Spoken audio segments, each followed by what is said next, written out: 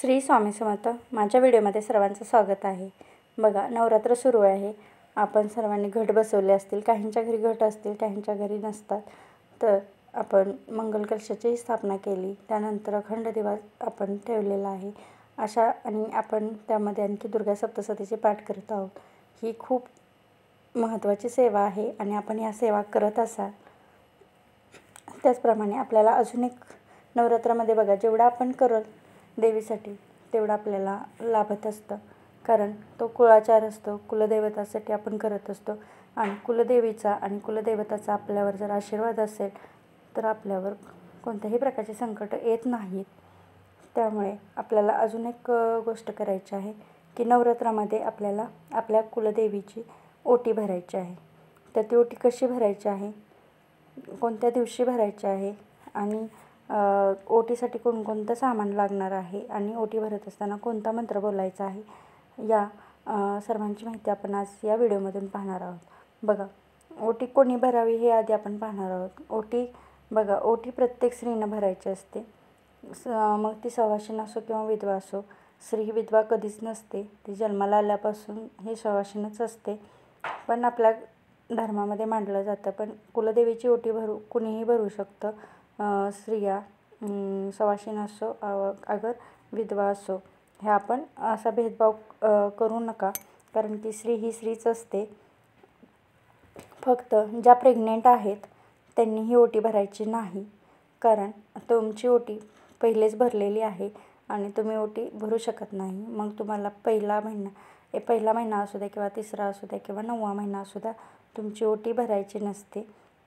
तुम्ही ओटी भरायची नसते. त्यामुळं फक्त प्रेग्नेंट महिलांनीच ओटी भरायची नाही, बाकी सर्वांनी ओटी भरू शकता.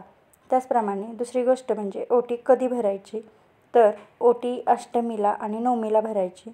कारण बघा, आपण जेव्हा आपल्या घरामध्ये देवीची स्थापना करतो तेव्हा देवी आपल्या घरी आलेली असते आणि नवमीला देवी आपल्या घरातून जात असते. आपण घटस्थापना जी केलेली असते ते विसर्जन करणार असतो, म्हणजे देवीला ओटी भरून पाठवायचं असतं, तिची पाठवणी करायची असते. त्यामुळे आपण ओटी ही नवमीला किंवा अष्टमीला आपल्याला भरायची आहे. त्याचप्रमाणे आपण गावामध्ये आपल्या ग्रामदैवत असतात, देवी असतात, त्यांच्याही ओट्या आपल्याला भरायच्या आहेत आणि कुलदेवीची पण ओटी आपल्याला भरायची आहे. आणि ग्रामदेवाच्या ओट्या तुम्ही 9 दिवसात कधीही भरू शकता, तरी चालतं. कधीही तुम्ही जाऊन ग्रामदेवतेची ओटी भरू शकता. पण आपल्या घरामध्ये घटस्थापना केलेली असते. घटस्थापनेत आपण नवमीलाच ओटी किंवा अष्टमीलाच ओटी भरणार आहोत. आपल्या घरातील देवीची ओटी ही आपल्याला अष्टमी किंवा नवमीलाच भरायची आहे. मग आता ती ओटी कशी भरायची आहे ते आज आपण पाहणार आहोत की कशी भरायची आहे ते. आणि दुसरी गोष्ट म्हणजे आपण जी ओटी भरणार आहोत ती ओटी आपण काय करायची हेही पाहणार आहोत की त्या ओटीचं आपण काय करायचं ते. पहिली गोष्ट म्हणजे ओटी भरत असताना साडी ही काठपदराची असावी, सुती असावी, रेशमाची असावी.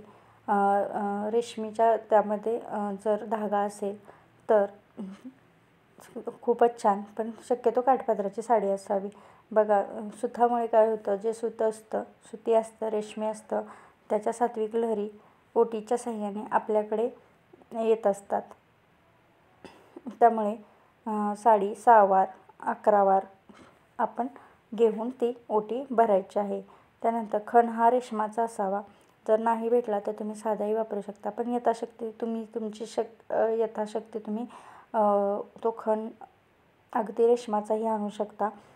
नाही मिळाला तर तुम्ही साधाही घेऊ शकता. देवीची ओटी कशी भरावी ते आज आपण पाहणार आहोत. ओटीला तांदूळ घ्यावेत.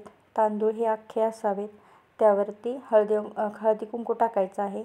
साडी घ्यायची आहे. साडीवरती जो पीस घेतलेला आहे, खण घेतलेला आहे, तो खण ठेवायचा आहे. त्याच्यावरती तांदळाची रास ठेवायची आहे. त्याच्यावरती हळदी कुंकू व्हायचं आहे. त्यानंतर देवीकडून त्याचप्रमाणे आपल्याकडून जे बघा, आपण देवीकडून मिळणारा आशीर्वाद आपल्यापर्यंत पोचवायचं काम हे ते रेशमाचा धागा करत असतो आणि ते आशीर्वाद आपल्यापर्यंत ठेवायचे काम, म्हणजे आपल्यापर्यंतच ठेवायचे काम हे श्रीफळ करत असतं, नारळ करत असतो. म्हणून आपल्याला ओटीवर हे नारळ ठेवायचा आहे. त्यानंतर ओटीचं सामान हे सगळं ठेवत असताना आपल्याला एक मंत्र बोलायचा आहे, तो म्हणजे नवारण मंत्र बोलायचा आहे. सतत आपल्याला नवारण मंत्राचा जप करायचा आहे. त्यानंतर नारळावरतीही आपल्याला हळदी कुंकू अर्पण करायचं आहे. त्यासोबत वेणी किंवा गजरा, तुम्हाला शक्य असेल तर वेणी तुम्ही आणाच, नाही मिळाला तर गजराही ठेवला तरी चालेल किंवा एखादं गुलाबाचं फूल ठेवलं तरी चालेल. ओटीचे सामान म्हणजे हळकुंड, खोबरं, सुपारी, बदाम, लवंगा हे ठेवायचं आहे. त्यानंतर विड्याच्या पानाचा नागवेलीच्या पानांचा विडा आपल्याला ठेवायचा आहे.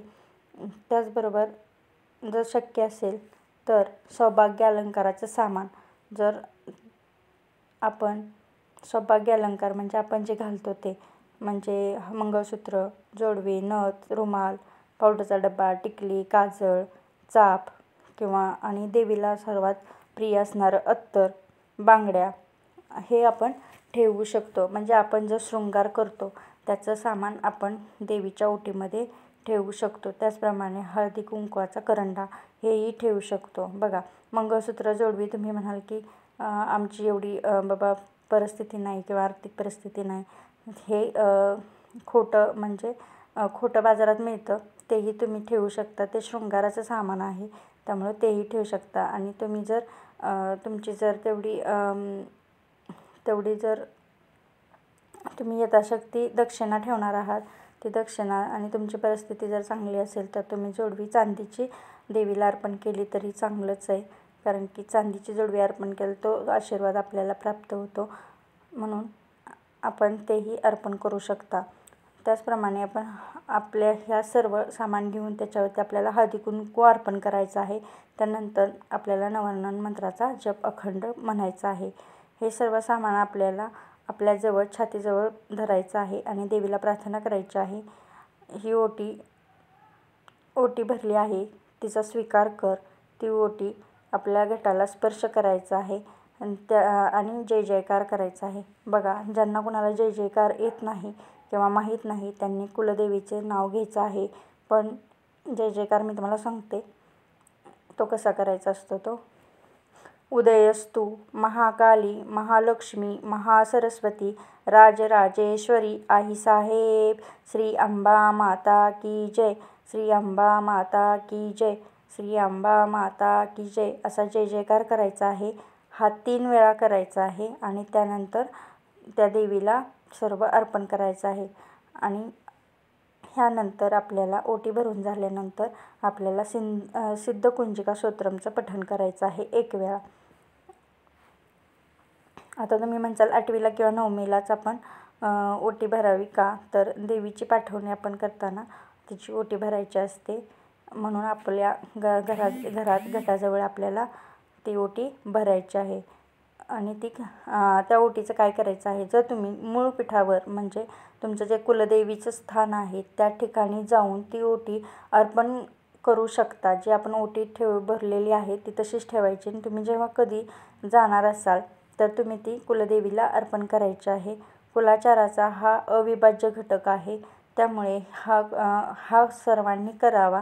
कारण की कसं आहे, कुलदेवतेला केलेलं कधीही वाया जात नाही, त्याचा आपल्याला सगळा आशीर्वाद प्राप्त होत असतो. म्हणून ही ओटी तुम्ही जर जाणार असेल तर साडी किंवा खण त्यातील सामान तुम्ही ते तुमच्या मूळपीठावरती नेऊन तिथे अर्पण करू शकता देवीला. बाकीचं गजरा वगैरे खराब होतो, त्यामुळं ते तुम्ही निर्माल्यात टाकू शकता. नारळ दसऱ्या दिवशी तुम्ही फोडू शकता, नारळही तुम्ही पुन्हा बदलू शकता. अशा प्रकारे आपल्याला कुलाचार करायचा आहे. कुलदेवीच्या सेवा करायच्या आहेत. बघा, आपण इतरही सेवा करत असतो. आपण अगदी दुर्गा सप्तशतीची सेवा करत असतो. तुम्ही एवढ्या सेवा करता, एवढं मनापासून सगळं करता, तर हा केलेला कुलाचार तुम्ही आपल्या मूळ पीठावर नेऊन दिला तर देवीचा आशीर्वाद आपल्याला प्राप्त होतो. म्हणून सर्वांनी हा कुलाचार करायचाच आहे. जी आपण सेवा करतो त्याचं आपल्याला फळ मिळतच असतं, पण ते आपण मनापासून करायचं आहे आणि मनापासून केलेली सेवा ही फळ देणारीच असते. म्हणून जी ही ओटी तुम्ही भराल ती कुलदेवीच्या मूळ ठिकाणावरती नेऊन अर्पण करा. तुम्हाला कुलदेवीचा वर्षभर आशीर्वाद भेटत राहतो आणि आपण वर्षातून एकदा तरी कुलदेवतेला जातच असतो, तेव्हा ही ओटी तुम्ही कुलदेवीला अर्पण केली तरी चालेल. नाही असं केलं तरी जर तुम्हाला नाही जमलं जायला तर तुम्ही ही ओटी ची साडी तुम्ही घरीही वापरू शकता. बाकीचं सामान तुम्ही तांदळाचा भात करू शकता, त्यानंतर नारळ फोडून खाऊ शकता, त्याचं गोड काही करू शकता. हळदी कुंकू आपण वापरतो आणि बाकीचं सगळं तुम्ही वापरू शकता. त्यामुळे ह्या सामानाचं काय करायचं हेही मी तुम्हाला सांगितलेलं आहे. पण आपल्याला शक्य असेल तर ही ओटी तुम्ही कुलदेवतेच्या मूळ ठिकाणावरती नेऊन देवीला अर्पण करा. दिलेली माहिती इथंच थांबवते. व्हिडिओ आवडला असेल तर लाईक करा, सबस्क्राईब करा. अशाच नवीन नवीन व्हिडिओमध्ये पुन्हा भेटूया. श्री स्वामी समर्थ.